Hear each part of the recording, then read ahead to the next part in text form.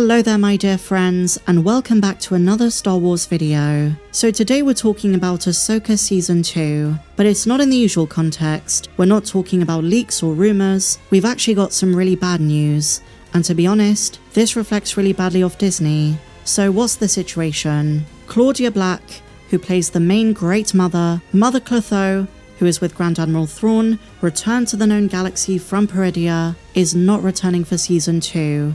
And this is really shocking, not just because we know Dathomir is going to be a big part of this season, but we also recently had some leaks saying that the Great Mothers play a more significant role this time. But now we're being told that the amazing Claudia Black is not returning to the Dave Filoni series. And the reason is honestly really tragic. It makes you look at Disney and say, what in the world is going on? So let's go straight to what the actress said.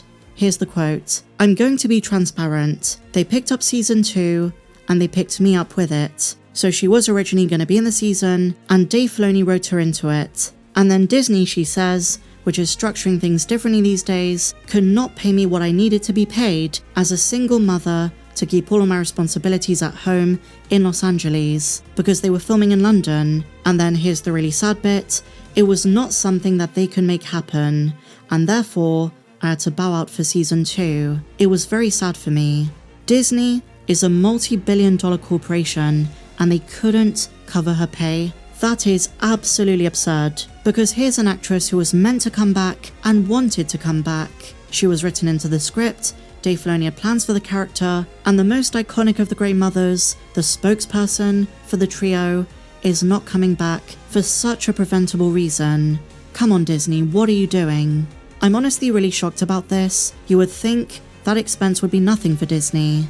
Like I say, we've heard rumours and leaks about the role Dathomir is going to play. We had confirmation from one of the other Grey Mothers, Jane Edwina Seymour, that she wrapped her scenes on Season 2, so there were plans for these characters. I suppose the logical follow-up question is she going to be recast? I'm going to say yes, because if the other two Grey Mothers are confirmed to be back, they're probably going to find a lookalike, or they're just going to explain her absence some other way. And I guess physically speaking, because the character looks so alien with so much makeup, they might easily find a stand-in, but when it comes to her screen presence, her voice, her acting performance, she will be sorely missed, and for reasons so beyond her control. Now if this was something that she decided, if this was like the Jezi situation from Andor Season 2, it'd be very different. That was on the actress's own accord, she didn't want to come back. But Claudia was contracted for 2 seasons, and Star Wars fans have been trying to make sense of this. There's a lot of talk about budget cuts. That's one of the reasons they started filming in the UK. Over the last year or so, we've heard about crew changes, all of the Manhattan Beach people being replaced, so a good majority of folks who worked on the initial Mandoverse shows were not asked to return. And I suppose, based on today's news, that applies to the actors too. I guess if you're not part of the main cast, Ahsoka, Sabine, Hera, Thrawn, you're disposable if you can't afford or can't make your own arrangements. And that really sucks. This person says, every headline about Disney just makes you hate them more. The biggest entertainment company in the world being unwilling to pay the actors in their multi-billion-dollar franchise fair wages is not surprising, but still deeply frustrating. And then there are those who bring up the fact they just spent $700 million on Andor, and now they're broke. To be fair, if you look at Andor's runtime, it comes to the equivalent of like 8 Star Wars films. Extremely pricey for a TV show, but a phenomenal one. I don't think we're going to get anything else like it for a very long time. Disney is making budget cuts, and we know Star Wars is going to suffer the most. The Mandalorian and Grogu is surprisingly cheap, and when it comes to Ahsoka Season 2, they're making this as one of the last live-action Disney Plus Star Wars shows. This is after the failure of The Acolyte, after very expensive shows like Andor and Skeleton Crew, and so now, I think they're really tightening things. We can talk all day about priorities of budgets, maybe why they should have injected this money into other projects, maybe Obi-Wan, but it is what it is, and that unfortunately means a significant cutback on spending. And this would be an entirely different story if we were just talking about on-location filming, or the volume, or some other cutbacks, but we're talking about an important actress in the Star Wars universe who, as a single mother, has responsibilities and couldn't afford to come to London to film her scenes, and Disney refused to foot the bill for the weeks or months that she was away. I'm sorry, but I find that so disgusting. And it's a great example of something that we don't talk about enough, the human cost behind budget cuts. So often the public narrative focuses on the business side of things, but for individuals, especially single parents, such examples of budget restructuring have very human consequences: loss of income, work opportunities, and stability. As this person says, good for her for calling out Disney. Pay people what they're worth.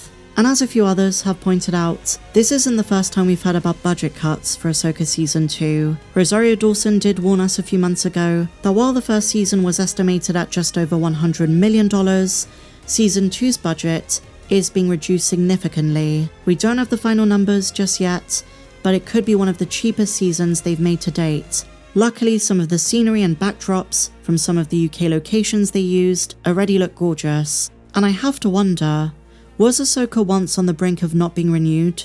I ask this question because we know that both Bob Iger and Alan Bergman have been very blunt with Kathleen Kennedy. We recently learned they're the two responsible for so many overhead decisions. They cancelled The Hunt for Ben Solo.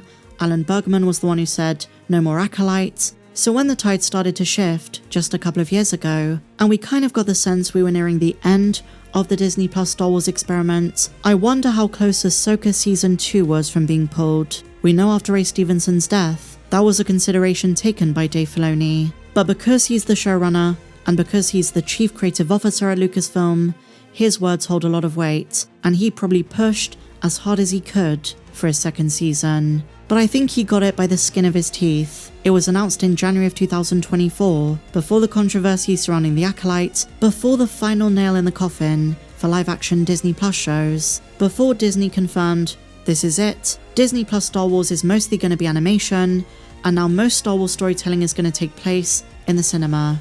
Star Wars is returning to theaters. But I guess one of the big caveats for Dave Filoni Season 2 is a significantly reduced budget. It does sound like things are really bad on that front. But share your thoughts in the comments down below, my dear friends.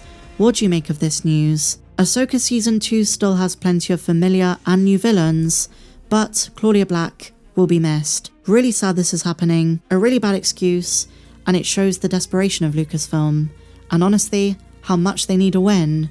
Between The Mandalorian and Grogu next May, Ahsoka Season 2 later in the year, 2026 is going to be a very decisive year for the franchise. Let me know your thoughts in the comments down below, guys, and if you enjoyed this one, please be sure to give me a big fat thumbs up, subscribe if you're new, check me out on socials, and may the Force be with you, always.